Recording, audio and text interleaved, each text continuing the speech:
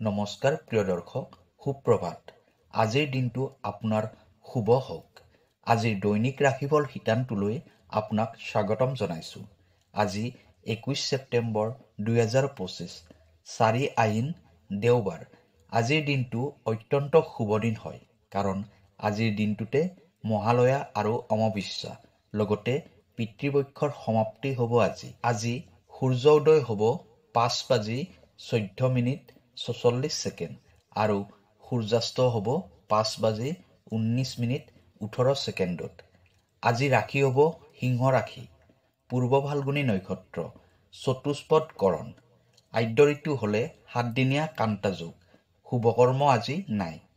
আজি সূৰ্যগ্ৰহণো হ'ব।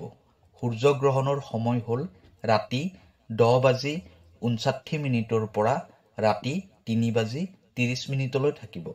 এতিয়া আহিছোঁ আজিৰ ৰাশিফল শিতানটোলৈ। আজি ৰাশিফল শিতানটোৰ প্ৰথম ৰাশিটো হ'ল মেঘ ৰাশি। মেঘ ৰাশিৰ বাবে আজিৰ দিনটোত কাম কাজৰ ক্ষেত্ৰত কিছু বাধাৰ সন্মুখীন হ'ব। যিকোনো কামতে আজি বাধা আহিব, লগতে অৰ্থনৈতিক ক্ষতিৰ সম্ভাৱনা। অযথা টকা পইচা খৰচ হ'ব। আৰু যিকোনো সিদ্ধান্ত লোৱাৰ ক্ষেত্ৰত আজিৰ দিনটোত আপুনি সতৰ্ক হোৱাৰ প্ৰয়োজন আছে। যিকোনো সমস্যাৰ সন্মুখীন হওঁতে ধৈৰ্য ধৰিব লাগিব। অৰ্থাৎ আজিৰ দিনটোত ধৈৰ্য ধৰি কামবোৰ কৰিলে সমস্যাবোৰ সমাধান হ'ব। প্ৰিয় দৰ্শক, যদি আপোনাৰ ব্যৱসায়ৰ ক্ষেত্ৰত কিবা সমস্যা হৈ আছে, আপোনাৰ চাকৰি, আপোনাৰ স্বাস্থ্য, আপোনাৰ পঢ়া শুনা নাইবা আপোনাৰ সম্পৰ্কৰ ক্ষেত্ৰত কিবা সমস্যা হৈ আছে, তেনেহ'লে ভিডিঅ'ৰ স্ক্ৰীণত দিয়া নাম্বাৰত আমাৰ সৈতে আপুনি যোগাযোগ কৰিব পাৰে। আমি আপোনাৰ সমস্যাসমূহ সমাধান কৰিবলৈ চেষ্টা কৰিম। আৰু এতিয়া আপুনি কমেণ্টত লিখিব জয় বজৰং বুলি।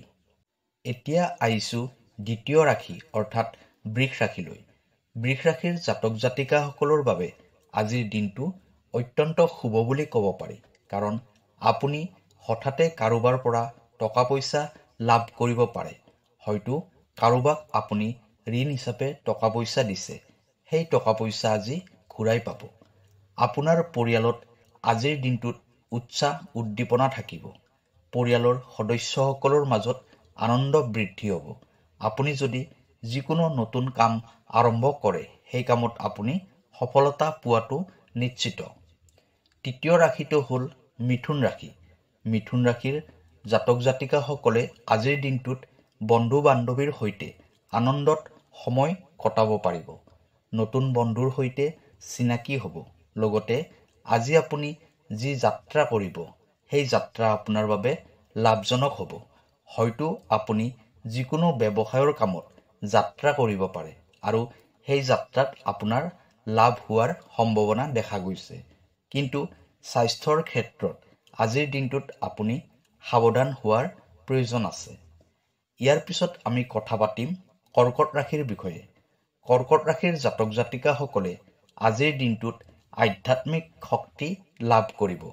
আপোনাৰ মনটো আজি আধ্যাত্মিকতাৰ ফালে বেছিকৈ ঢাল খাব। আজিৰ দিনটো আপোনাৰ বাবে দান, ধ্যান, পূজা পাঠৰ বাবে অত্যন্ত শুভ দিন।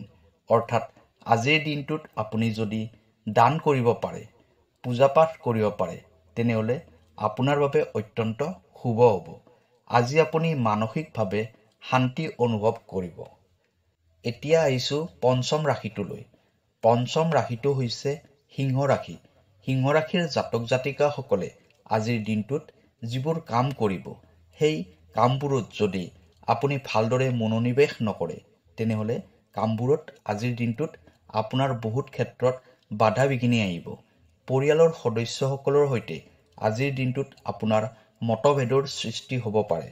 সেয়েহে নিজৰ ব্যৱহাৰ, নিজৰ মাত কথাৰ ওপৰত গুৰুত্ব দিব, সতৰ্ক হৈ থাকিব আৰু শান্তভাৱে আপোনাৰ ওচৰত হোৱা সমস্যাবোৰ সমাধান কৰক। ইয়াৰ পিছৰ ৰাশিটো হৈছে কন্যা ৰাশি। কন্যা ৰাশিৰ জাতক জাতিকাসকলৰ বাবে আজিৰ দিনটোত স্বাস্থ্যৰ ক্ষেত্ৰত কিছু সমস্যাৰ সন্মুখীন হ'ব পাৰে। স্বাস্থ্যৰ যত্ন ল'ব। কৰ্মৰ ক্ষেত্ৰত চাপ আগতকৈ বাঢ়িব। আপোনাৰ বুদ্ধিৰে সিদ্ধান্তবোৰ ল'লে সমস্যাবোৰৰ পৰা ৰক্ষা পাব। ইয়াৰ পিছৰ ৰাশিটো হ'ল তুলা ৰাশি তুলা ৰাশিৰ জাতক জাতিকাসকলে আজিৰ দিনটোত যিকোনো কামতে সফলতা পোৱাৰ ক্ষেত্ৰত কিছু পলম হোৱা দেখিবলৈ পাব। পৰিয়ালৰ সদস্যসকলৰ পৰা কিছু পৰিমাণে হ'লেও মনোবল পাব, সাহস পাব। আজিৰ দিনটোত আপুনি যিকোনো নতুন বন্ধুৰ সৈতে চিনাকি হ'ব পাৰে। ৮ নম্বৰ ৰাশিটো হ'ল বৃশ্চিক ৰাশি।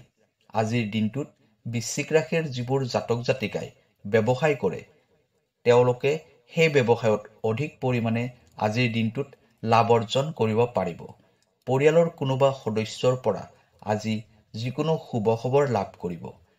আপুনি যদি যিকোনো নতুন কাম আৰম্ভ কৰিম বুলি ভাবি আছে, তেনেহ'লে আজিৰ দিনটোত আপুনি সেই কামটো আৰম্ভ কৰিলে অতি সোনকালে আপুনি সফলতা লাভ কৰিব।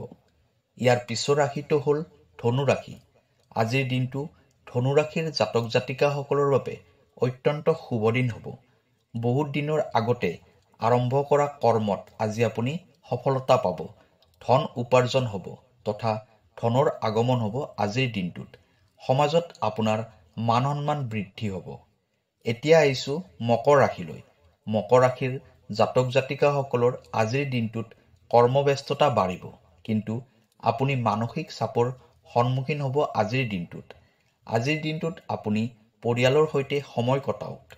আপোনাৰ মানসিক চাপ কমিব। 11 নম্বৰ ৰাশিটো হ'ল কুম্ভ ৰাশি। কুম্ভ ৰাশিৰ জাতক জাতিকাসকলৰ কিছুমান গুৰুত্বপূৰ্ণ কামত আজি বিঘিনি ঘটিব পাৰে তথা আৰ্থিক দিশত আপোনাৰ ক্ষতি হোৱাৰ সম্ভাৱনা। অৰ্থনৈতিক ক্ষেত্ৰত সতৰ্ক হৈ থাকক। পৰিয়ালৰ পৰা আজিৰ দিনটোত আপুনি সহায় সহযোগ পাব। 12 নম্বৰ তথা আজিৰ দিনটোৰ অন্তিম ৰাশিটো হৈছে মীন ৰাশি। মীন ৰাশিৰ জাতক জাতিকাসকলৰ বাবে আজিৰ দিনটো অত্যন্ত শুভ হ'ব। আজিৰ দিনটোতে আপোনাৰ বাবে ভাল খবৰ আহিব। নতুন সুযোগ আপুনি আজি লাভ কৰিব পাৰে। প্ৰেমৰ ক্ষেত্ৰত তথা ধৰ্মীয় কাম কাজত মনোযোগ দিব।